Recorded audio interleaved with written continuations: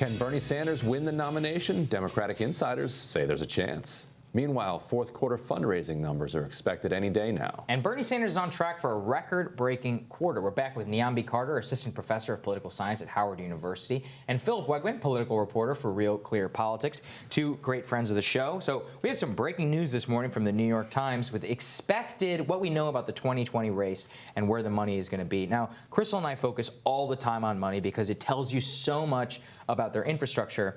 And it's really, groundbreaking numbers. So Bernie has announced Monday that he was at 4.86 million contributions. They have a goal of 5 million by this quarter. No other 2020 candidate has even announced reaching 3 million donations. But to give a clearer picture of this, Joe Biden is actually having a much stronger October and November, so he's not expected to have that 9 million where he was. Andrew Yang is supposed to be around the $12 million mark. Broadly, this just, I think, goes to, again, what we talk about all the time, is that it's narrowing down to a two-person race, and you have two direct theories of the change going at each other. You have Bernie with almost 5 million contributions, all this grassroots money, 18 million, expected to raise almost 26 million. Then you have Joe Biden. He's getting fundraiser after fundraiser. He picked it up on Wall Street October, November. He's got a little super PAC going for him now, Phil. How do we expect this to play out? What is this going to tell us about the role of money in an election? Well, right away, we know that Bernie Sanders didn't have to go to a wine cave to get into this. I think that's a soundbite that we could all have done without. But it does show enthusiasm, right? Yeah. If you're going to write a check, you're going to show up to a caucus or a primary, and this is where Bernie Sanders excels.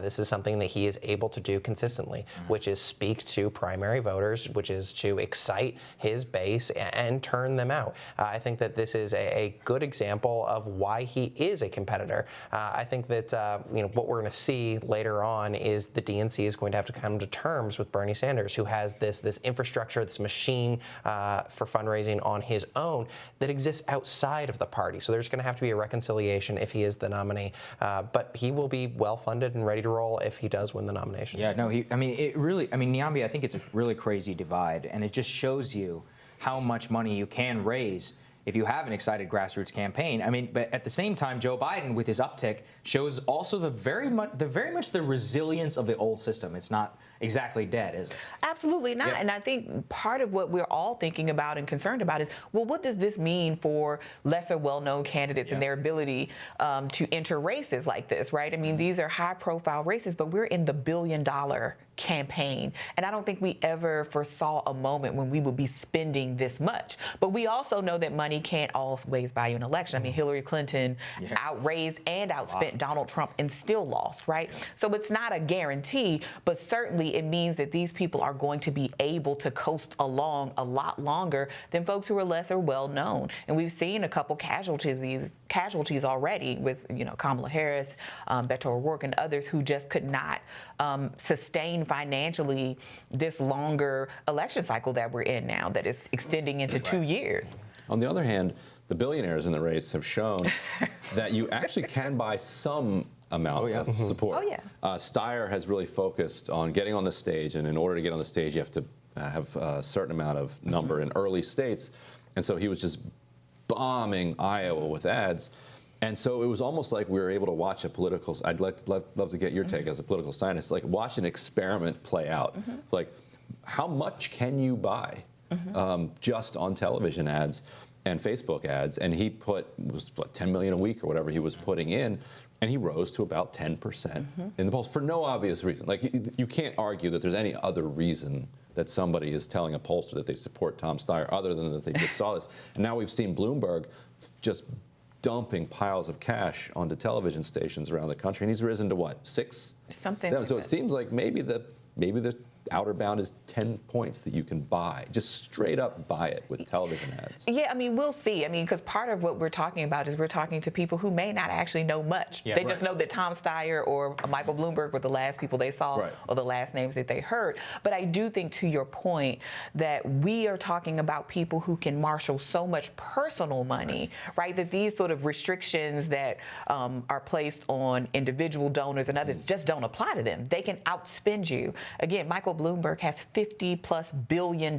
personally. He could spend $2 billion, which was sort of the whole amount that the last election cost, of his own money and still have $50 billion, right? I think there's something rotten in Denmark when somebody can do that. And I think that's the concern, right? Is that maybe he'll win, in Alabama or a couple places just because he is able to give so many resources to places like this. Now, will this matter nationally? Probably not. But this means we're also going to be looking at him in March and April when many other candidates will have fallen off because he can just pay for it. He and Tom Steyer, right? What do you think about this, Phil? I mean, I also want to highlight Andrew Yang is going to raise $12.5 million. That's 25% more than the previous quarter.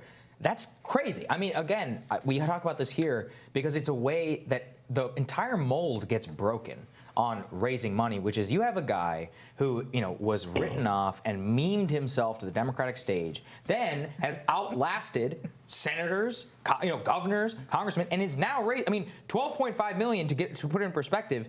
That only Buttigieg had $14.4 million in the last quarter. That's all on par with major presidential candidates. Yeah, of all the rich guys in the race, Andrew Yang is the one who actually comes across as authentic. I mean, I don't even actually know how rich he is. This is like a two-bedroom in Manhattan. Yeah, so right. It's probably an expensive apartment.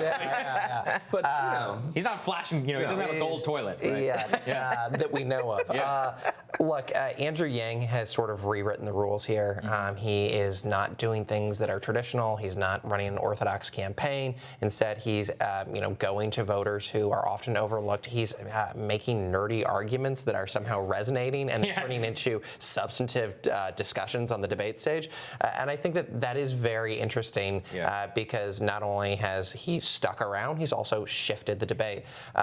It would be interesting if Bloomberg or Steyer had the substance that he did, if they could marshal their resources to advance some sort of agenda. But right now they can't, and I think that Andrew Yang is legitimate, authentic, and I don't think he's going anywhere too soon. I always want to highlight this because it's about the power of the internet, and it's just something that people so underestimate all the time and don't really understand how our politics are going to change. I also wanted to highlight, this came out a couple of days ago, but we had to focus on it because a lot of people, Crystal in particular, was really excited about this one, which is a Politico story titled Dem Insiders Say That Bernie Could Win the Nomination. I mean, where have they been, Phil? I mean, he's been around for a long time. He almost won it last time. Well, if only he was a Democrat, maybe they'd be nicer to him. Look, I mean, Bernie Sanders had the energy last time around. Now he has the infrastructure. Are we really at the point where we're like, oh, I don't know, maybe this guy could win? He's only in second place almost everywhere or leading.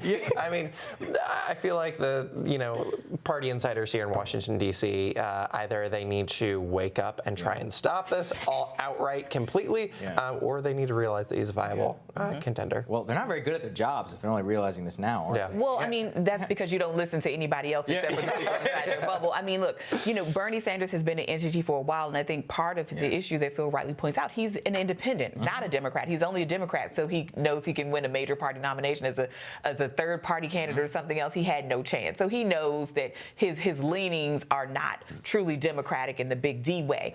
That said, I think what people have not really paid attention to, and I call it the Howard Dean effect, right? Howard Dean started this sort of roadmap in 2003, right? I mean, he was the one marshaling the internet.